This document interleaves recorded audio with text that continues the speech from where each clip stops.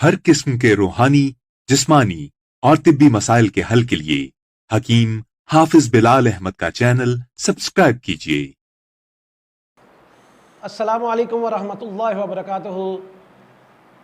मैं हूँ हकीम हाफिज़ बिलाल अहमद। अल्लाह ताला से दुआ है कि अल्लाह आपको खुश रखे, सेहत दे, तंदरुस्ती दे। नाजरीन, जो सबसे ज़्यादा हमसे सवाल पूछा गया है, जिसके मतलब बहुत ज़्यादा कॉल्स आई हैं, वो है इंतशार का बिल्कुल ख़त्म हो जाना।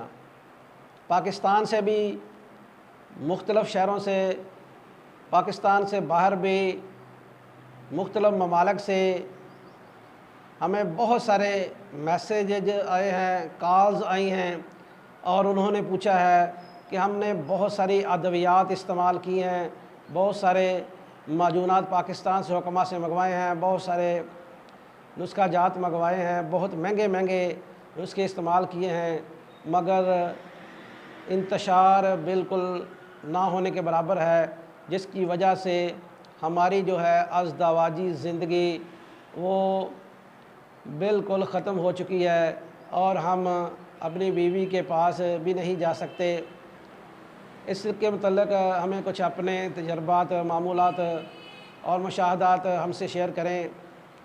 नाजरीन, जिनसी बेरहमी, जलक, अगलामबाजी, कसरत मुबाशरत, जरियान, एहतलाम, शदीद परेशानी, शदीद रंज, शदीद सदमा, मोटापा शदीद, नशा आवर अशिया का इस्तेमाल, शुगर, गुर्दों का कमज़ोर हो जाना, कमर दर्द की वजह से शदीद कमज़ोरी हो जाती है।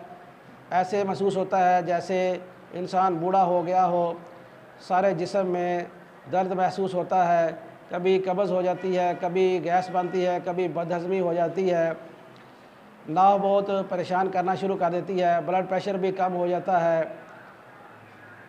नाज़रीन, कानून मुफ़रद अज़ा में ये उज़लाती तहरीक का मर्ज़ है, इसलिए हर किस्म की उज़लाती ग़ज़ा जो है वो आप बंद कर दें।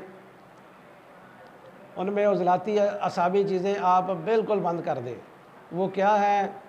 वो हर किस्म की तुरशी है, हर किस्म की खट्टी अशिया हैं, उनमें दही है, अचार है, आलू हैं, लोबिया है, बैंगन है, काली बोतलें हैं, चाय है, फार्मी अंडा है। कोशिश करें कि आप इन चीज़ों को मुकम्मल तौर पर बंद कर दें। सुर्ख मिर्च भी बंद कर दें, डालडा घी भी आप बंद कर दें। आप जो ग़ज़ा खानी है वो मैं आपसे शेयर करता हूँ। आप बड़े गोश्त का कीमा जो है बग़ैर घी के इस्तेमाल करें, उसमें अदरक और लहसुन और प्याज डालकर पकाएं। करेले जो है वो प्याज में आप पकाएं। सुरख लोबिया आप इस्तेमाल कर सकते हैं, स्याह चने आप इस्तेमाल कर सकते हैं, देसी मुर्ग का शोरबा आप इस्तेमाल कर सकते हैं, छोटा गोश्त आप अदरक और लहसुन ज़्यादा डालकर इस्तेमाल कर सकते हैं, दाल मूंग आप इस्तेमाल कर सकते हैं, साग आप खा सकते हैं, शिमला मिर्च आप खा सकते हैं। इसमें कोशिश करें कि सब्ज़ मिर्च डालें, देसी घी डालें या रोगन ज़ैतून डालें और आप अच्छी तरह खाना पकाकर इस्तेमाल करें। इसके साथ साथ जो आपने इंतशार के लिए ग़ज़ाई नुस्खा इस्तेमाल करना है वो बहुत मुजर्रब, बहुत मुफीद और बहुत फ़ायदेमंद है। आपने क्या करना है, आपने नर छुहारे लेने हैं मोटे मोटे, उनमें से गुठली आपने निकाल कर अलहदा कर लेनी है और पिस्ते का सफ़ूफ़ आपने बना लेना है। पिस्ता बाज़ार से लेकर उसका सफ़ूफ़ बना लें और छुहारों में भरकर ऊपर अच्छी तरह धागा कस कर बांध दें। फिर ऊपर हल्का सा आटा लगाकर उसे खुश्क कर लें। फिर इन छुहारों को आप रोगन ज़ैतून में खूब सुर्ख कर लें। देखें कि ये जलने ना पाएँ, काले ना हो जाएं, सिर्फ सुर्ख हों।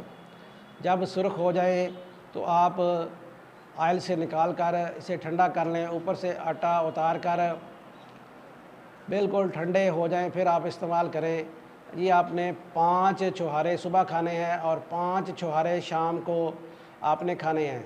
नाज़रीन, कोशिश करें कि ये खाने के बाद इस्तेमाल करें। खाना आप कम खाएं, सुबह और शाम को खाना कम खाएं। इसके साथ साथ आप जो है अजवाइन पुदीने वाला दूध पिएं। अगर ना मिले तो सिर्फ़ अजवाइन पुदीने वाला आप कावा इस्तेमाल कर सकते हैं। ड्राई फ्रूट में आप शीरे वाली खजूर इस्तेमाल कर सकते हैं, पिस्ता आप इस्तेमाल कर सकते हैं, चिलगोज़ा आप इस्तेमाल कर सकते हैं, अखरोट आप खा सकते हैं। जो अदरक और लहसुन वाला अंडा आप इस्तेमाल कर सकते हैं। बड़े पाए आप खा सकते हैं, छोटे पाए आप खा सकते हैं। इसके अलावा जो है आप मीठा अंगूर इस्तेमाल कर लें, मीठे अनार इस्तेमाल कर लें, मीठे आड़ू खा लें, मीठे आम खाएं। अगर आप इन चीज़ों को मद्देनज़र रखते हुए इस्तेमाल करेंगे तो इंशाअल्लाह जो आपका इंतशार का मसला है वो बिल्कुल ख़त्म हो जाएगा और आपकी जो अज़दवाजी ज़िंदगी है वो खुशगवार हो जाएगी। अगर इसके साथ हमारे जो दवाखाने के बने हुए नुस्खा जात हैं वो आप इस्तेमाल करना चाहें तो वो आप मंगवा लें। उनमें माजून रेगमा ही इसके लिए बहुत मुजरब है। आप मंगवा कर इस्तेमाल करें, इंशाअल्लाह उससे भी इंतशार बहुत ज़्यादा होगा। मुझे और मेरे साथी को अपनी दुआ में ज़रूर याद रखें। नाज़रीन देखें, 5 छुहारे आपने सुबह तैयार करने हैं और सुबह खाने हैं और शाम को तैयार करने हैं और शाम को खाने हैं। रोज़ाना तैयार करने हैं और जिस वक्त खाने हैं उसी वक्त तैयार करें।